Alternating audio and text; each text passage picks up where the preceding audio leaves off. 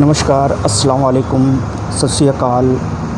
मन काफ़ी उदास है, दिल काफ़ी खिन्न है, कुछ समझ में नहीं आ रहा है इस देश में हो क्या रहा है। कल हाथरस की बेटी ने अपनी अंतिम सांस ली, उसकी मृत्यु हो गई।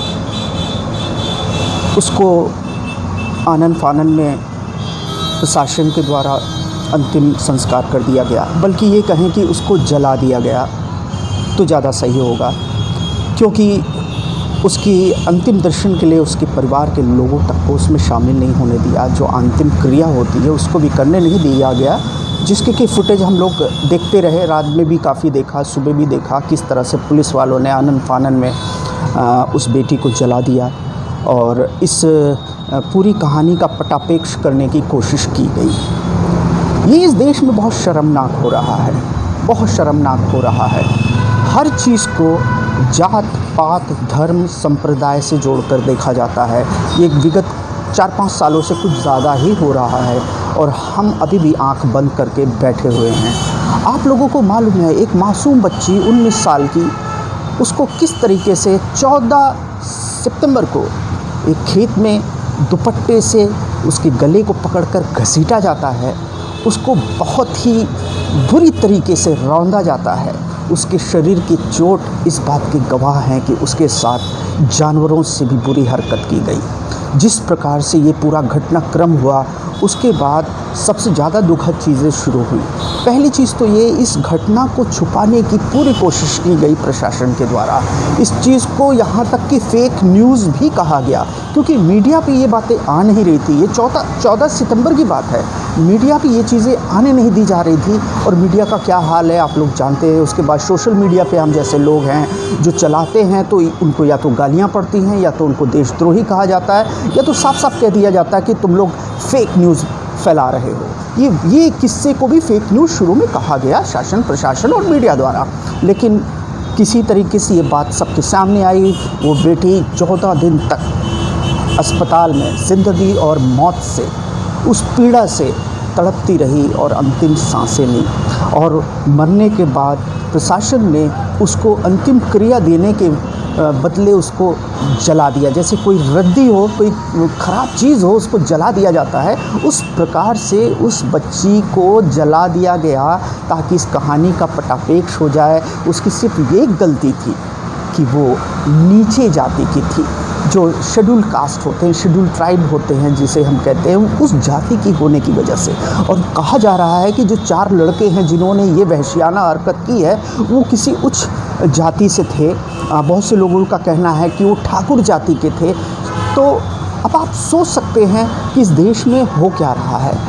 हमारे मुख्यमंत्री अभी तक कोई बयान नहीं देते हैं, ना ही पीड़ित परिवार के साथ उनका कोई भी बयान नहीं आता, ना ही कोई मिलने आता है। भाजपा का कोई भी आदमी, सरकार का कोई भी आदमी अभी तक मिलने नहीं आता है कि सांत्वना दे उस परिवार को, उनको उनकी सुरक्षा की गारंटी ले। लेकिन नहीं, ये सब नहीं हो रहा है।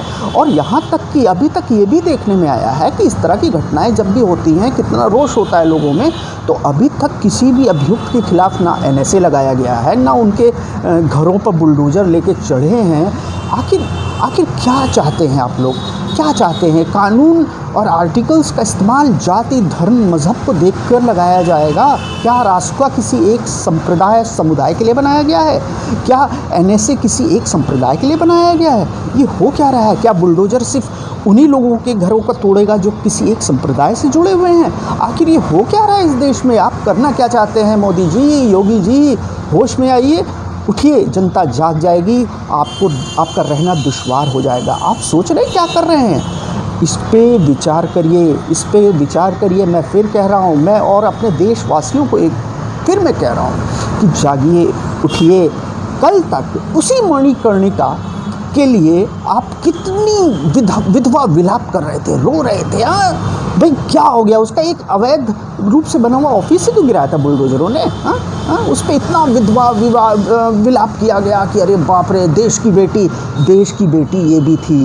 जिसके शरीर को 4 कुत्तों ने नोचा, उसके जिस्म का कोई हिस्सा नहीं बाकी जिस पे उन्होंने निशान न दिए हों। ये देश की बेटी नहीं थी।